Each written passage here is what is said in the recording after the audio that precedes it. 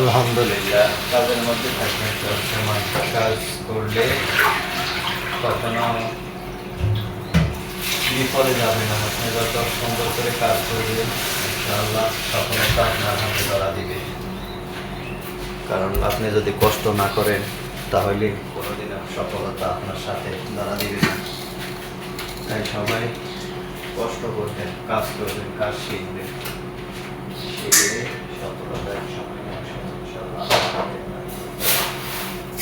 তাই সবাই চেষ্টা করবেন কাজ করার জন্য। বেকার বসে না থেকে যে কোনো একটা কাজ শিখে, কাজ শিখলে আপনার ভবিষ্যতের জন্য, আপনার ভালো হবে কাজের জন্য।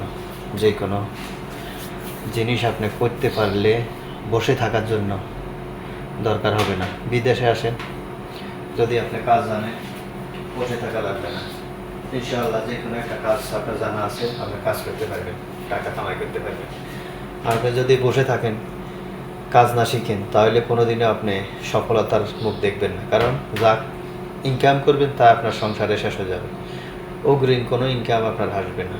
আর যদি আপনি কাজ জানেন, তাহলে আপনার অগ্রিম ইনকামটার জন্য আপনার সংসারের উন্নতি হবে, আপনার কাজে লাগবে। ছেলে সন্তান স্কুলে পড়ানোর জন্য এক্সট্রা যে টাকাগুলো লাগে, যদি কাজটা জানেন, আপনার কাজের বাইরে যাই আপনি পার্ট টাইমটা করলে, একটা পার্ট টাইম করলেন, ওই জবটা করলে আপনার দেখা গেছে আপনার ইনকাম বাড়ে গেলে, ওই ইনকামের আসলে আপনার সন্তানদের লেখাপড়ার জন্য সব আপনি করতে পারবেন।